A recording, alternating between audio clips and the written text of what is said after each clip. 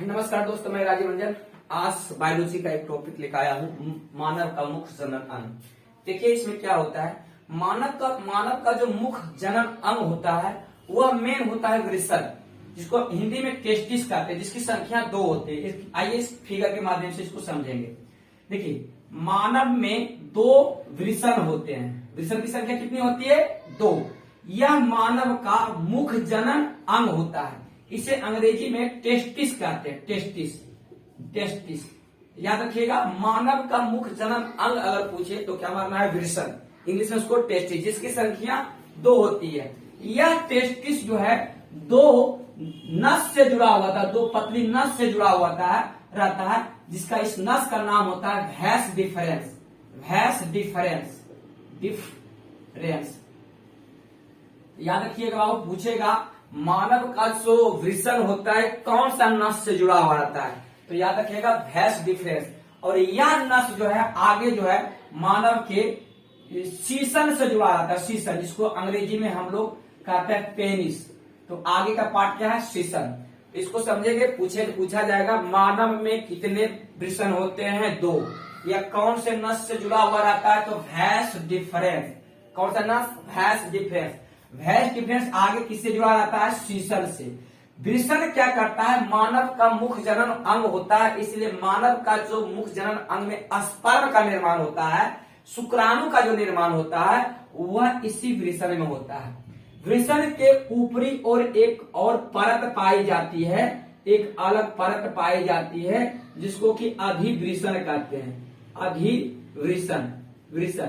तो अधिवृषण क्या है? वृषण के ऊपर एक परत पाई जाती है, और इस अधिवृषण के बाद एक और मोटी चमड़ी थैली नुमा गोलाकार आकृति पाई जाती है चमड़ा का, जिसको हम लोग कहते हैं वृषण कोश। सबका एग्जाम्पल अलग अलग देंगे, पहले याद रखिएगा। और ये आगे कौन सा नस से जुड़ा हुआ है? भैंस डिफरेंस में।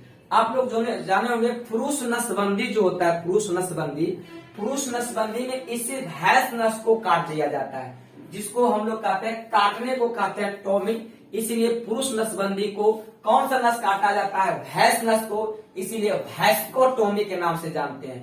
पुरुष नसबंदी को क्या कहा जाता है अंग्रेजी में? भैंसकोटोमी। क्यों कहा जाता है? काटने को अंग्रेजी में टोमिक कहते हैं, और कौन सा नस को काटा जाता है? भैंस नस को काटा जाता है, इसलिए भैंसकोटोमी। आप लोग मादा नलबंदी जो होता है, मादा का नलबंदी, उसमें एक ट्यूब को काटा जाता है, उसमें 2 ट्यूब पाया जाता है, इसलिए उसको कहते हैं ट्यूबोकोटोमी। याद रखिएगा, ऑब्जेक्टिव क्वेश्चन में पूछता है मादा नसबंदी पढ़ते होंगे आप लोग। मादा नलबंदी होता है, मादा नलबंदी के आपको क्या कहते हैं इंग्लिश में? ट्यूबोकोटोमी। और पुरुष नसबंदी को भैंसकोटोमी। कौन सा नस को काटा जाता है? भैंस नस को काटा जाता है। और इसमें स्पर्म, पुरुष नसबंदी में ऐसा नहीं है कि नसबंदी करने के बाद स्पर्म निर्माण नहीं होगा, स्पर्म निर्माण होगा, लेकिन रिलीज होने के माध्यम से, शीशन के माध्यम से वेजाइना तक नहीं पहुंच जाएगा। यहीं पर क्या हो जाएगा? वो आकर के डिस्ट्रॉय हो जाएगा, और यहीं पर लाइसोसोम क्या करेगा? उसको खा करके खत्म कर देगा। इसीलिए इसी नस को क्या कर दिया जाता है? काट दिया जाता है, इसीलिए कहते हैं इसको पुरुष नसबंदी, भैंसकोटोमी। याद रखिएगा। तो ये मानव का मुख्य जनन अंग में क्या क्या देखिए। पहले देखिए क्या? पहला वृषण, इसकी संख्या कितनी थी? 2 थी। उसका दूसरा क्या देखे? अधिवृषण। उसके बाद इसका क्या देखे? 2 को नस था, जिसका नाम था भैंस डिफरेंस। उसके बाद तीसरा चौथा क्या देखे?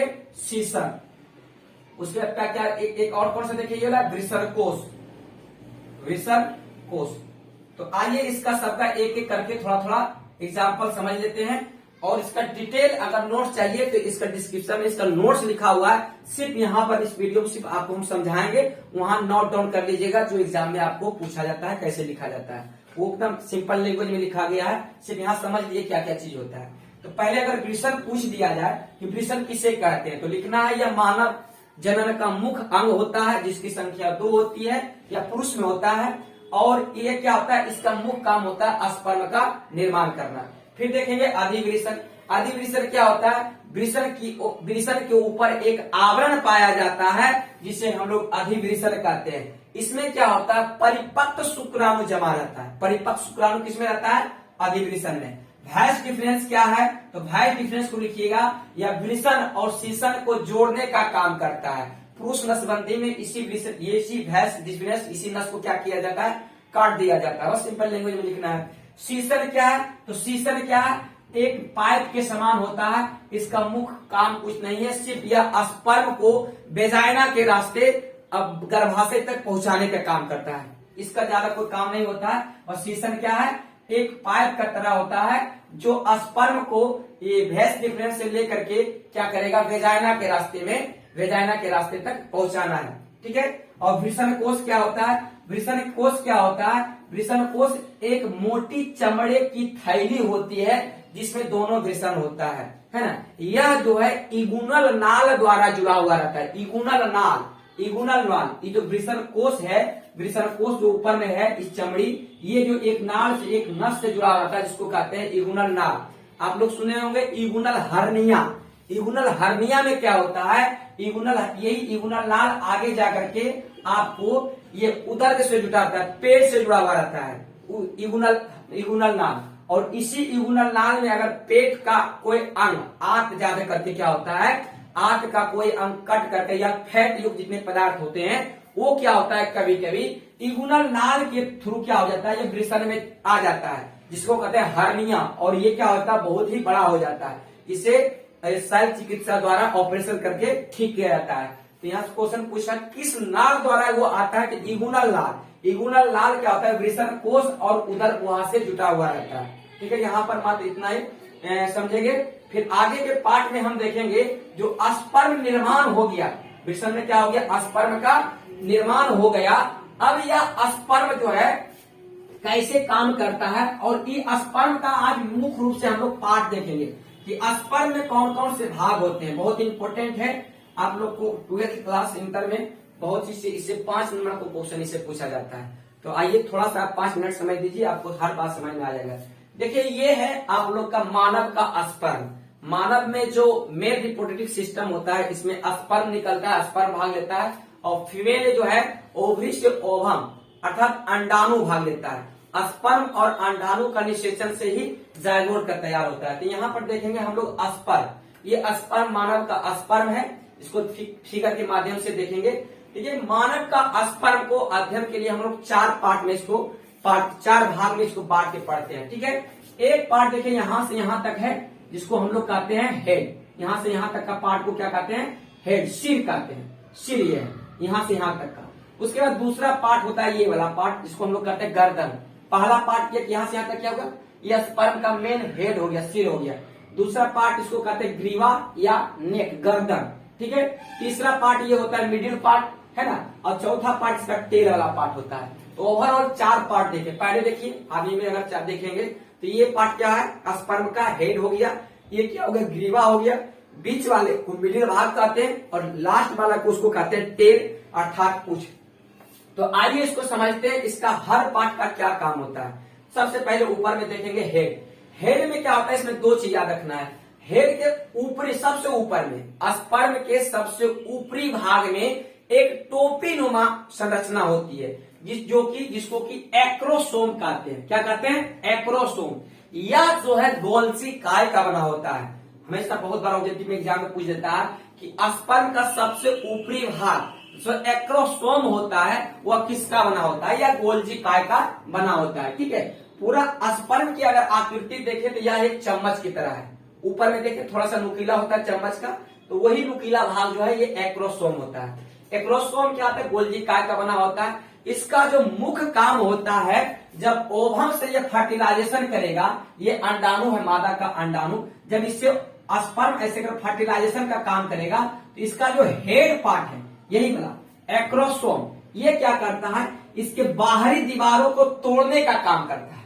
और बाहरी दीवारों को कोई एक बहुत सारा स्पर्म इसमें अंडाणु आकर के निषेचन करने चाहता है, लेकिन कोई जो परिपक्व अंडाणु होता है, कोई एक ही अंडाणु क्या होता है, इसके बाहरी कवर को तोड़ करके अंदर की ओर प्रवेश करता है। पूछ इसका इधर टेल बाहर ही रह जाता है, और इसका हेड जो है अंदर की ओर प्रवेश करता है। ये कोरोना रेडियोटा इसका बहुत सारा पार्ट होता है, उसको तोड़ करके अंदर आता है। तो यही इसका काम है। मेन एक्रोसोम का क्या काम है, जो ओवम के साथ जो है ये मतलब कि ओवम के बाहरी दीवार को तोड़ करके उससे फर्टिलाइजेशन करना, इसका मुख्य काम जो है किसका है, एक्रोसोम का। समझ रहे हैं? ये नुकीला थोड़ा होता है, टोपी नुमा आकार का होता है। बस इतना याद रखना, एक्रोसोम किसका बना होता है? गोल्जी काय का बना होता है। फिर इसका स्पर्म का हेड का जो मुख भाग बीच वाला है, इसको न्यूक्लियस कहते हैं। क्या कहते हैं? न्यूक्लियस, केंद्रक। बस इतना याद रखना है कि हेड स्पर्म का जो बीच का भाग होता है उसको क्या कहते हैं? न्यूक्लियस। ये हेड में 2 ही पार्ट होता है। फिर तीसरा ग्रीवा, क्या है? नेक। इससे बस एक क्वेश्चन यहाँ से ऑब्जेक्टिव पूछता है कि स्पर्म का ग्रीवा में क्या भरा हुआ रहता है? इसे याद रखिएगा, कोशिका द्रव। इसमें क्या रहता है? कोशिका द्रव रहता है।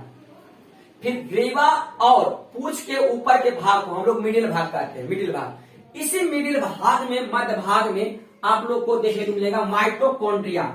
माइटोकॉन्ड्रिया कहाँ पाया जाता है? या ये मिडिल भाग में पाया जाता है। और माइटोकॉन्ड्रिया का आप लोग पढ़े होंगे, इसको ऊर्जा का पावर ग्रिड, पावर हाउस कहते हैं। पावर, ऊर्जा जो पूरा स्पर्म को जो ऊर्जा देता है वो माइटोकॉन्ड्रिया देता है, क्योंकि इसको पावर, ऊर्जा का पावर हाउस कहा जाता है।